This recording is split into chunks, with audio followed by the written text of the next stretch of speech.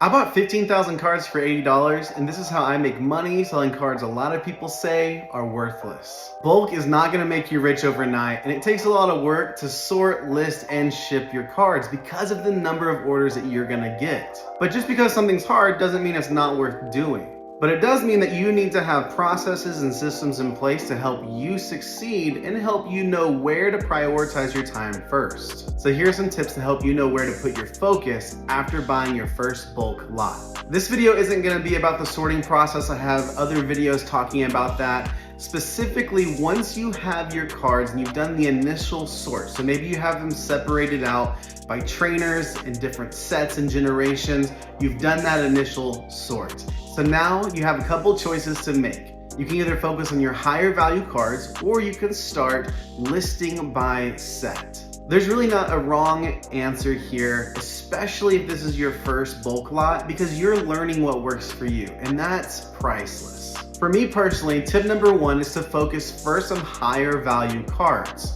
Now you're gonna have to get creative on how you look up the value of these cards. This is important because on TCG Player, you're typically just viewing one set at a time, but there are ways to sort by multiple sets and specific rarities. I also recommend using best selling to sort the cards to see which cards have higher sell-through rates.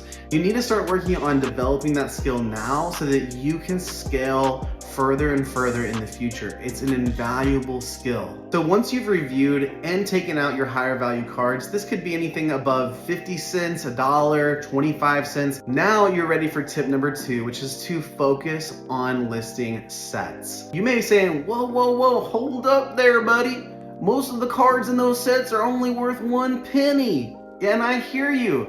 Yes, the market values for a lot of cards and sets are very low, sub 5 cents. But that doesn't mean there's not value in having an entire set listed. Remember, your two primary customers as a bulk seller are players of the TCG and collectors. Do not discount the impact that a collector can have when it comes to running a bulk business. People collect cards in all different ways. They may be trying to collect a binder of one specific Pokemon. They may be trying to master a specific set. What really matters here, and something that you need to keep in mind, is that when it comes to collectors and players buying on TCG Player, the shop and seller that has a deeper and wider inventory is going to get more sales because they have an inventory that's going to attract more buyers. And tip number three is to go at your own pace. You're not racing anybody, you're just trying to get better and better over time. And when you buy 10 or 20,000 cards, it can be overwhelming and you can feel pressure to get all of those listed. But that will take a lot of time, and it may be more beneficial to have a more strategic approach for pulling out those higher value cards and for working and focusing on specific sets. Thank you so much for watching. If you want to support me and my business, you can go over to rartcg.com. I sell sealed Japanese booster boxes, and I stream on Fridays and Saturdays at 8:30 p.m. CST on the platform that you're watching on. Don't forget to like, comment, and share if you're feeling crazy. Peace.